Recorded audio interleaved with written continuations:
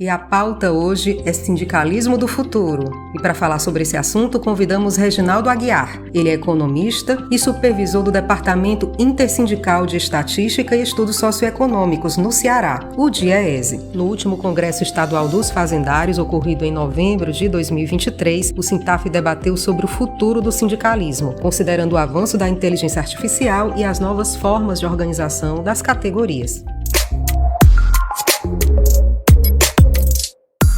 Na sua opinião, diante de tantas mudanças no mundo do trabalho, quais os principais desafios para o sindicalismo quando projetamos o futuro? A gente falar sobre sindicalismo, tanto no setor público quanto no setor privado, é interessante que a gente dê uma olhada no tempo para trás, né? E principalmente quando se fala de setor público. Porque falar de setor público e de trabalho, é necessário que a gente se lembre de superávit primário, lei de responsabilidade fiscal, regra de ouro, teto dos gastos, emenda constitucional 109, terceirização em atividade fim, reforma trabalhista, reforma previdenciária, agora mais recentemente o arcabouço fiscal.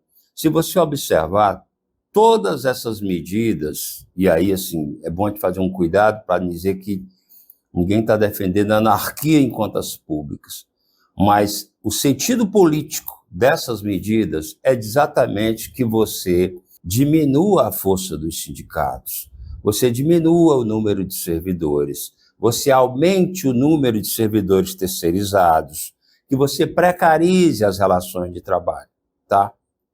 Você limita os gastos com pessoal e aumenta significativamente os gastos com contrato, porque da receita corrente líquida, o que você não pagar de pessoal, necessariamente você vai pagar de contrato com empresa privada que tem negócios com o governo atrás de lucro. Ela não vem para interesse do bem comum, melhorar a qualidade do serviço público ou atendimento para a população, assistência, não, ela vem para ganhar dinheiro. Então, essas medidas ela têm todo um sentido. Observe-se que não se colocou nenhum limite ou teto para juros, né? Por exemplo, o ano de 2024 nós vamos pagar 95% do juro que pagou em 2023 e assim sucessivamente para você cair essa conta. Você não tem um limitador desse tipo, tá? Então, quando a gente pega para analisar isso, vendo mais ou menos da década de 70 foi quando isso começou. Quando a financiarização começou a tomar corpo, além de você extrair riquezas explorando mão de obra, agora você tem uma outra vertente muito importante, que é você pilhar o recurso público. É você se apropriar do fundo público, tá? E você vai fazer isso como? Exatamente com esse tipo de medida que limita significativamente os gastos com o pessoal. E aí, quando a gente fala, por exemplo, numa emenda constitucional 32, que afetava, que graças a Deus não passou, mas que afetava significativamente o serviço público, você vê que esse sentido seria o coroamento, onde todas as criações, todos os objetos da luta sindical e da Constituição de 88 seriam destruídos. Quando você tem esse movimento agora de pilhar o recurso público, você amplia significativamente os ganhos de capital, né? Então você praticamente tem uma privatização do Estado e vai limitando tanto o serviço à população, como também você vai limitando a ação sindical, os benefícios que vão para os servidores e aí todo mundo tem um andor para contar, né? Bem, essa tendência se agrava significativamente quando a gente tem o mundo do trabalho completamente sendo afetado por conta de novas tecnologias, né? Então, por exemplo, a pessoa que trabalhava no comércio, agora ela está trabalhando num galpão de e-commerce, ela sai da base dos sindicatos comerciais e agora ela vai para o setor de transporte. E o mundo sindical que nós temos, ele não tem capacidade de se adaptar tão rapidamente a essas mudanças que estão acontecendo. O pessoal da área de tecnologia, né, o pessoal do SINDPD, por exemplo, é que a coisa está grave. porque a pejotização está encantando muita gente e você tem um cidadão que está trabalhando aqui em Fortaleza prestando serviço para uma empresa na Inglaterra, ou você tem um em Portugal trabalhando aqui, ou amigo meu que está em Maracanaú prestando serviço para uma empresa de telefonia na África. Então, você desterritorializa a ação sindical. E qual é o sindicato desse cidadão? Tá? Então, você, no caso do fazendário, ainda tem uma questão que eu tenho visto muita reclamação. Com esses modelos novos de negócios e atividades que são dadas por tecnologia, como é que você tributa? O que é a base de incidência da legalidade nossa coloca? Como é que você vai tributar, como é que você vai identificar o fato gerador e etc. Então, são limitações ao velho mundo que a gente vivia, que toda a categoria está, em maior ou menor grau, passando por esse tipo de transformação. Bancários estão com problema com as fintechs, as cooperativas de crédito, tá? Ele tem uma convenção coletiva recheada de vantagens e você contrata por uma cooperativa ou por uma fintech que acaba tirando pessoas albergadas na convenção coletiva. Tá? Então, isso é uma coisa que a gente vai ter que construir esse novo mundo. E aí tem um problema significativo. Os dirigentes sindicais também não estão conseguindo largar o velho mundo e entender, se adaptar e criar o novo dentro desse novo mundo. E quem não fizer isso vai ser atropelado pelo tempo. A gente já está vendo isso em várias categorias, tá? Principalmente as categorias de renda mais elevada, porque essa coisa da pejotização, ela piorou demais as relações de trabalho, né? E aí também é um outro aspecto daquilo que eu falei da financiarização, né, somada à exploração do trabalho com a pilhagem do recurso público, é que tem um sentido geral desse novo movimento que é feito, é que ele é todo calcado no individualismo e não na questão geral, social, e na outra ponta uma coisa chamada meritocracia, que quem defende mais exatamente as pessoas que, por incrível que pareça, quem mais defende a meritocracia são pessoas que herdaram fortunas, são os maiores defensores, e que não têm mérito nenhum de grandes empresários, até cearenses, que vivem divulgando esse conceito e herdaram fortuna maravilhosa, que não tem mérito algum, mas consegue vender isso na sociedade com um peso significativo, né? E a classe trabalhadora está precisando também se alertar para esses pontos, né? E aí é um espaço maravilhoso para o movimento sindical de fazer essa liga, acordar os que dormem, né? E tem um desafio significativo para o movimento sindical dentro dos próximos anos. Refletindo nessa mesma perspectiva de mudanças no mundo do trabalho e avanço da era digital, quais seriam então as oportunidades ou caminhos para um novo sindicalismo? Se nós olharmos para o mundo sindical, é muito comum encontrarmos dirigentes com 3, 4, 5 mandatos. A base extremamente jovem, na faixa de 25 a 30 anos, dirigente com 60, dirigente já com a saúde comprometida, dirigente já sem tanta energia, né, e ainda no sindicato. Então, uma coisa que a gente está observando é que uma das tendências do futuro é exatamente que a juventude comece a vir.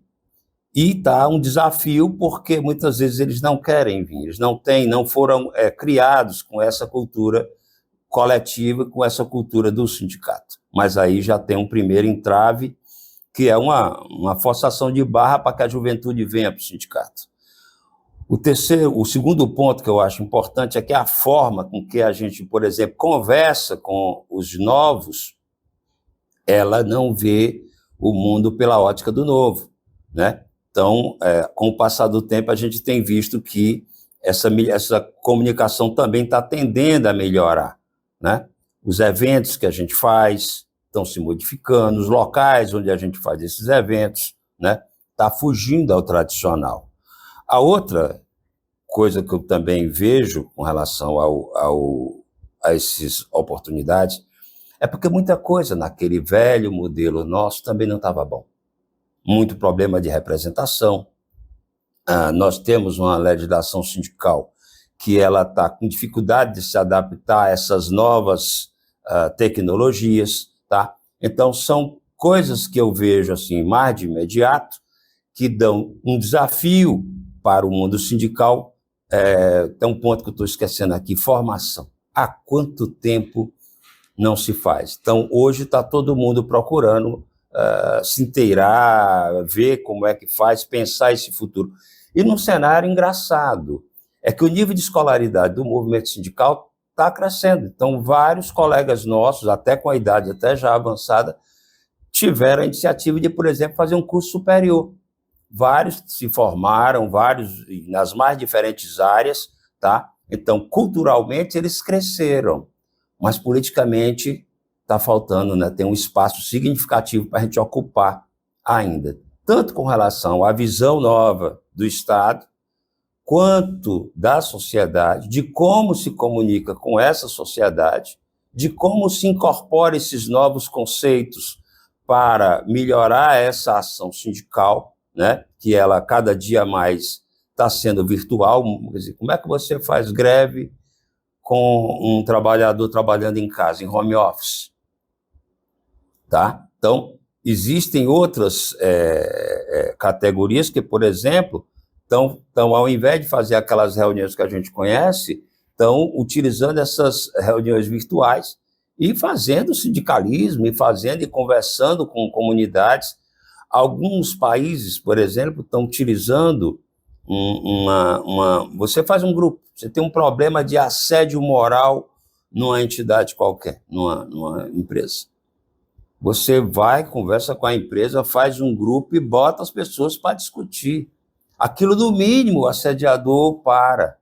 E você tem que fazer tipo uma mini assembleia do jeito que for, nem que seja virtual.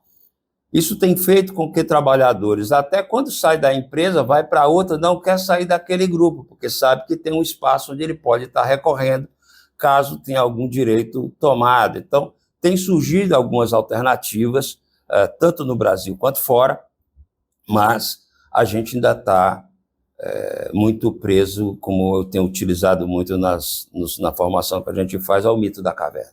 Ninguém está conseguindo sair da caverna. Sair da caverna significa se expor à luz, a luz ofusca, a luz irrita, e você fica o novo vindo, a necessidade de ir, e aquele apego, e aquele medo, e aquele agarrar ao velho modelo, né? Mas tudo indica que certamente o novo vai prevalecer. E isso vai depender muito da postura que as direções vão ter frente ao novo para construir o que virá. O Sindicato dos Fazendários do Ceará, o Sintaf, está prestes a realizar uma nova eleição sindical agora no mês de junho. Na sua avaliação, qual a importância dos sindicatos na sociedade atual e onde mais podemos contribuir e avançar? Num momento desse, em que o individualismo e essas coisas de meritocracia, conceitos e numa sociedade dividida como a nossa anda, e isso não é um problema brasileiro, é um problema mundial, se tem uma entidade que tem um poder e que tem uma tarefa importante dentro desse contexto, é exatamente o movimento sindical, né? Você não tem como falar da história desse país, por exemplo, sem falar do sindicalismo dele. E, apesar de a gente estar num momento difícil, onde você tem muita desinformação, medo, acho eu que muito consequência desses fatos que eu citei antes, de você ter um processo de fragilização da economia, das relações de trabalho, isso na outra ponta levanta pontos significativos para o movimento sindical fazer a liga e fazer esse contraponto dentro da sociedade, tá? Para isso, eu acho que vai ser absolutamente necessário formação sindical, O que é que nós vamos dizer para essas novas gerações? É também absolutamente necessário que se tragam jovens para dentro dos sindicatos. Uma outra questão muito crucial no momento é que mulheres também precisam ter uma participação mais ativa, trazer suas contribuições para dentro do movimento sindical. Isso tem acontecido, mas é necessário que os jovens e as mulheres venham com mais força, que tragam a sua energia, o seu ânimo, para que a gente possa, de uma ponta, ter mais facilidade de conversar com a base, para trazer esses meninos que são bons em tecnologias, que a gente não tem essa mesma qualidade. E essa questão da formação sindical, eu vejo que tem um espaço muito grande, uma necessidade muito grande, já pelo menos umas 3 décadas que esse ponto tem sido negligenciado, e agora chegou a hora, a conta chegou, e essas pessoas precisam construir o novo, e precisa ter o quê para construir esse novo, né? E eu vejo exatamente nas mulheres, nos jovens e na formação sindical 3 colunas importantes para o movimento sindical dentro dos próximos anos.